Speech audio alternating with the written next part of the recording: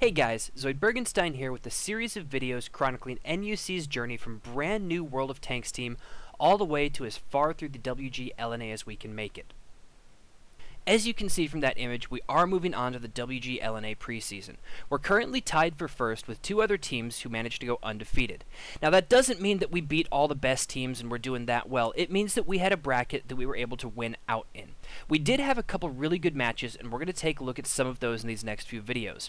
In this video, we're going to examine us playing against a potential disaster, so bad according to their tag in-game, on the map Himmelsdorf.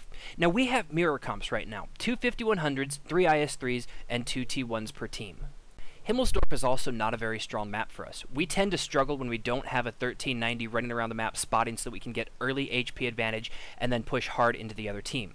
Fortunately, our match against Bernal Empires, which we lost in the St. Paddy's Day Cup, is fresh in our mind, and we're going to be set up for a hard push across the mid.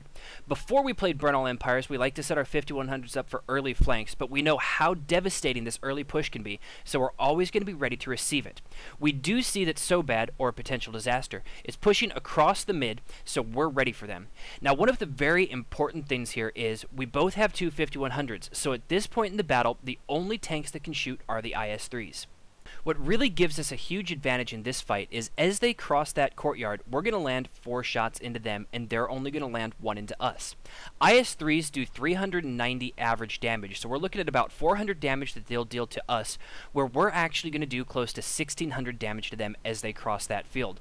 That gives our 5100s, like me, the ability to push up, find an IS-3. I will take a little bit of damage here, but we're going to burn this IS-3 down, turn on another one, and we're going to have this massive firepower advantage.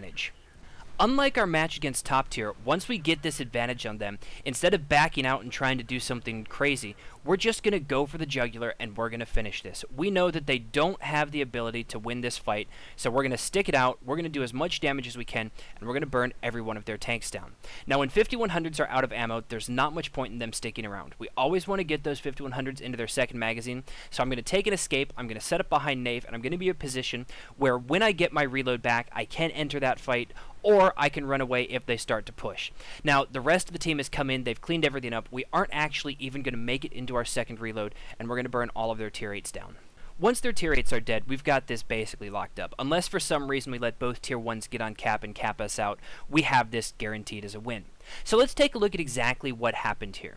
That hard push across the mid can be very effective. It's actually a strategy that we're working on right now. We're still not very good at it, we're still learning the angles, but when run correctly, it can be very powerful. Fortunately for us, we were expecting it here.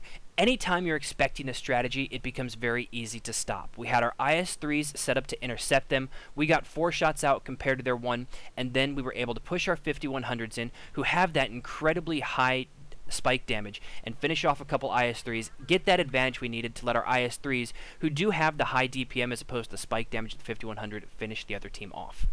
Thank you guys again for watching. I hope you're really enjoying this series. My next video is going to take a look at another Himmelsdorf that plays exactly the opposite. Instead of being very defensive, we're going to have to go on the aggressive to win. Anyway, if you guys enjoyed it, don't forget to subscribe on YouTube, follow me on Twitter at zoidbergenstein, and if you want to watch us play live and get ready for these events and tournaments, definitely check out Sero's stream at twitch.tv/Sero, SERH0. I will see you guys in the next video.